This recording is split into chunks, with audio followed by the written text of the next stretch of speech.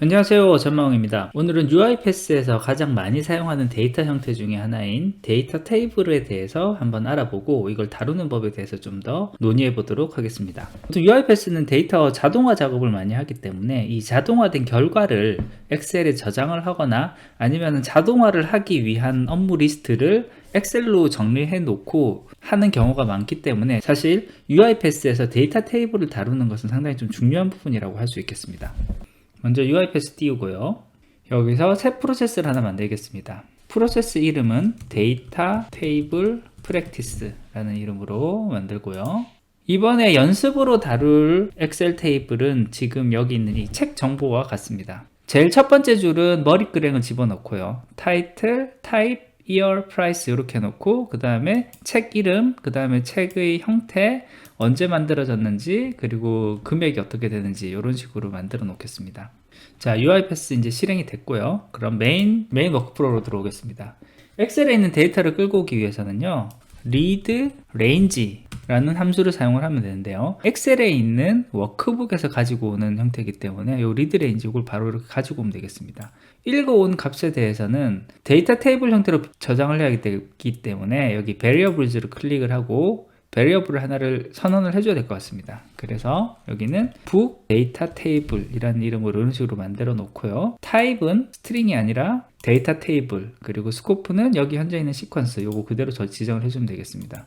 아까 만들었던 read range에서 이제 필요한 값들을 집어넣어야 되는데요. 느낌표에서는 이제 필요한 정보들이 뭔가 잘못되어 있거나 어딘가 오류가 있다는 거니까 이걸 해결해 주면 되겠습니다. 그래서 여기 폴더 골라서 지금 내가 가지고 있는 엑셀 파일이 있는 폴더를 골라서 파일명 이렇게 골라주고요. 그러면 이 파일을 가지고 온다는 거고, 시트 이름 시트 1이라는 이름으로 되어 있습니다. 지금 현재 시트 보면은 시트 1 그대로 되어 있으니까 이거 그대로 하면 되겠고요.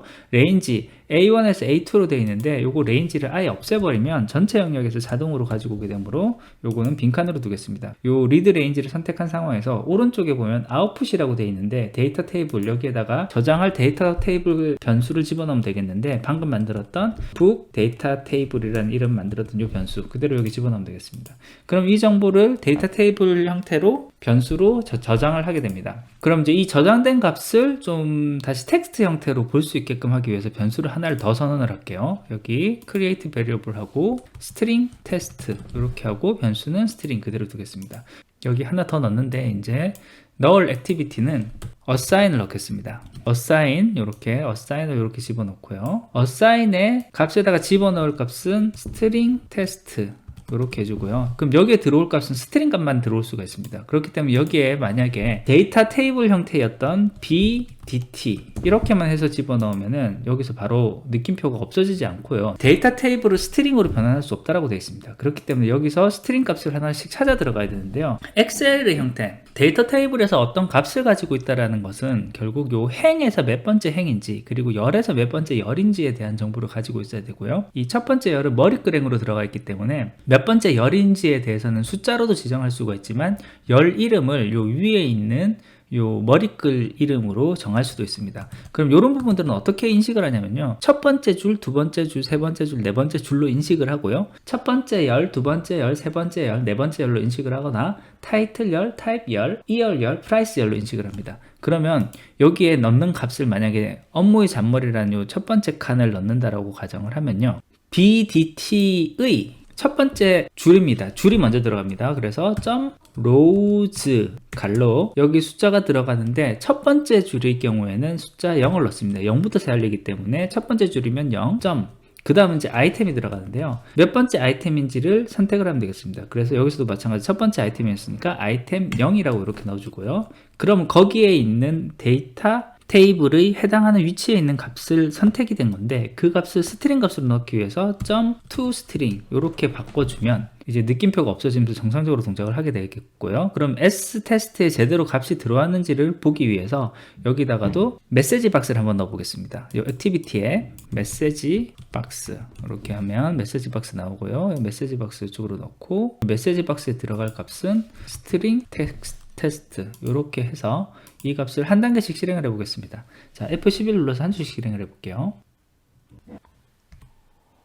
빨간색으로 에러 메시지가 떴는데 지금 현재 이 엑셀 파일을 열고 있으면 이게 제대로 실행되지 않습니다. 열었던 엑셀 파일 닫고요. 다시 리트라이를 해보도록 하겠습니다. 이제 제대로 끝까지 다 돌아갔던 걸 볼 수가 있네요. 자, 다시 한 번 더 F11 눌러서 한 단계씩 다시 실행을 해볼게요. 자, 여기서 이제 해당하는 시트에서 BDT라는 값을 가지고 왔고요. 여기 있는 연필 모양을 누르면 뷰 모어로 해서 자세한 데이터를 볼 수가 있습니다. 그래서 제일 첫 번째 머리글행으로 타이틀, 타입, 이어, 프라이스로 되어 있고 이 각각의 줄이 0, 1, 2, 3, 2, 3, 4, 5로 되어 있지만 인식하기로는 0, 1, 2, 3 이런 식으로 인식을 하고요. 요 첫 번째 콤마 앞에 칸이 0, 1, 2, 3 이런 식으로 인식을 합니다. 그래서 여기서 0,0을 아까 가지고 왔었을 때 OK를 하고 다시 한 줄 더 실행을 해서 보면 S테스트에는 들어간 값이 첫 번째 값인 업무의 잔머리라는 값이 그대로 들어간 것을 볼 수가 있고요. 그 다음에 다시 한번 실행을 하면 이 메시지 박스까지 이렇게 띄워주는 것을 볼 수가 있습니다. 네, 이렇게 종료를 하고요. 그 다음 여기에 숫자를 이렇게 바로 넣는 방법도 있지만 이 칼럼 같은 경우에는 아까 정했던 칼럼명으로도 할 수가 있습니다. 타입이라고 해볼게요. 타입 그리고 따옴표 닫고 0이었던 숫자를 없애버리고 난 다음에 이번에 다시 한번 그대로 끝까지 실행을 한번 해보도록 하겠습니다. 실행을 해보면 엑셀 값을 가지고 온 다음에 타입 값을 이렇게 바로 뿌려주는 것을 볼 수가 있습니다. 이게 기본적으로 데이터 테이블을 보는 방법이라고 할 수 있겠고요. 그 다음에 데이터 테이블을 다룰 때 알아두면 좋은 기능은 룩업 기능과 for each 문입니다. 룩업이라는 것은 내가 어떤 값을 찾고자 할 때 그 조건에 맞는 값을 찾는 것입니다. 그래서 이것도 한번 보도록 할게요. 액티비티에서 룩업이라고 치면 룩업 데이터 테이블이 있습니다. 룩업 데이터 테이블 이쪽으로 가져오고요. 요 룩업 데이터 테이블은 요 안에 들어가는 액티비티 크기는 굉장히 작게 들어가 있지만 오른쪽에 프로퍼티즈에는 굉장히 자세한 값을 넣게 되어 있고요. 그래서 데이터 테이블 여기는 아까 전에 만들었던 BDT 이렇게 만들어주면 되겠고, 룩업 칼럼은 어떤 칼럼 값을 찾을 거니? 라고 묻는 것인데 여기다가는 이제 그 칼럼의 이름을 한번 넣어보면 되겠습니다. 여기선 타이틀로 하겠습니다. 타이틀 제목이 있었던 타이틀에서 하고 그 찾는 값이 뭔데 여기 이제 룩업 밸류라고 있는 여기에다 집어넣으면 되고요. 다운표 치고 나는 땡땡이다를 한번 찾아보도록 하겠습니다. 땡땡이다 라는 값을 찾아봐라. 어떤 값을 가지고 올 건데 타겟 칼럼이 뭔데 라고 했을 때 타겟 칼럼을 여기에다가는 타입을 해보겠습니다. 타입. 그러면 나는 땡땡이다는 전자책만 있었기 때문에 전자책 온이라는 값이 와야 될 거고요. 또는 여기다가 인덱스로 넣어도 되긴 됩니다. 근데 여기서는 저는 타입으로 이렇게 인덱스명을 정확하게 넣도록 하겠습니다. 그 다음에 이제 그럼 아웃풋으로 가져올 값은 거기 있는 값을 가져올 것일 경우에는 이제 셀 밸류를 가지고 오는데 그 값을 어디다 넣을 것이냐면은 아까 전에 만들었던 스트링 테스트 이쪽으로 넣어주고요. 여기서 또 아웃풋으로 가져올 수 있는 게 이게 몇 번째 줄인지 줄의 인덱스를 가지고 올 수 있습니다. 그래서 이것도 한번 한 줄 더 추가를 해볼게요. row 테스트 그리고 얘는 스트링이 아니고 인티저로 가지고 와야겠죠. 다시 룩업 데이터 테이블에서 요 row 인덱스에 row 테스트 이렇게 값을 넣어주면 되겠습니다. 여기까지 하면 지금 나는 땡땡이라는 제목을 타이틀 칼럼에서 찾아서 해당 칼럼이 몇 번째 줄인지 찾은 다음에 그게 몇 번째 줄인지에 대한 건 row 인덱스로 반환을 해주고 그 줄에 있는 값 중에 칼럼 네임이 타입에 해당하는 값을 찾아서 stest라는 곳에 반환해서 집어넣는다라고 되어 있습니다. 그럼 여기까지 한번 실행을 해볼게요. 다시 F11에서 단계적으로 실행을 해보겠습니다. 네, 값 가져왔고요. 룩업 데이터 테이블 이렇게 가져왔습니다. 자, 여기까지 한 다음에 이제 S테스트에 어떻게 되어 있는지 보면은 전자책 온이라고 되어 있는 것을 볼 수 있고요.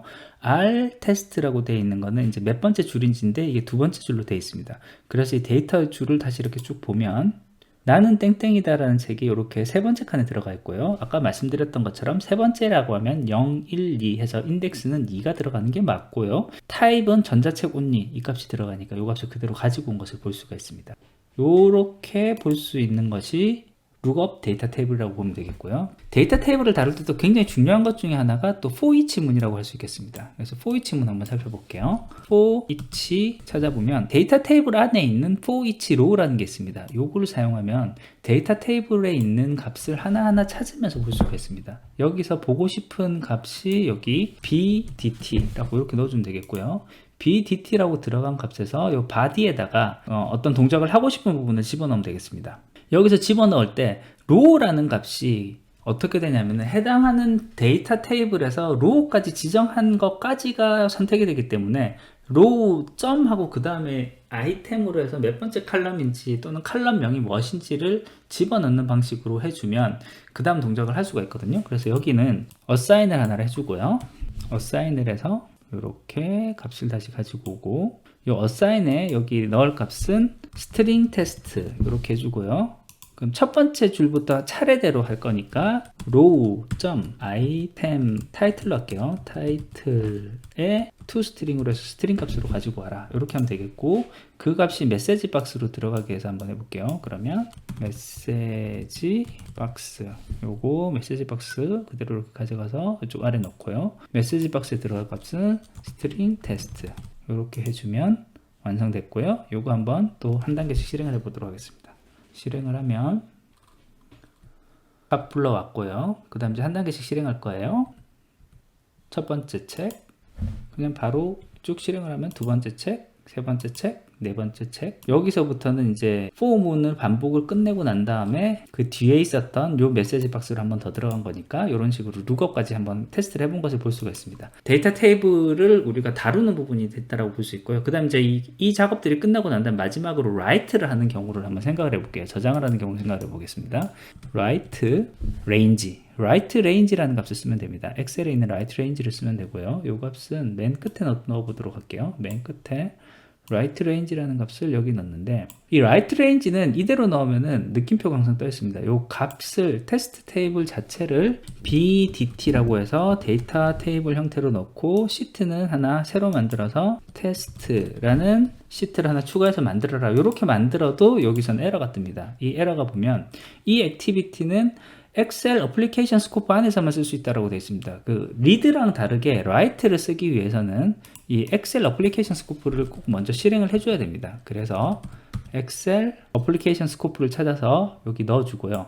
이 엑셀 어플리케이션 스코프 안에 있는 두 안에 이 write range를 가지고 놓아야 됩니다. 놓고 그 다음 여기다가는 아까 있었던 엑셀 파일 경로를 이렇게 골라주면 되겠습니다. 이렇게 해서 한번 실행을 해보면요.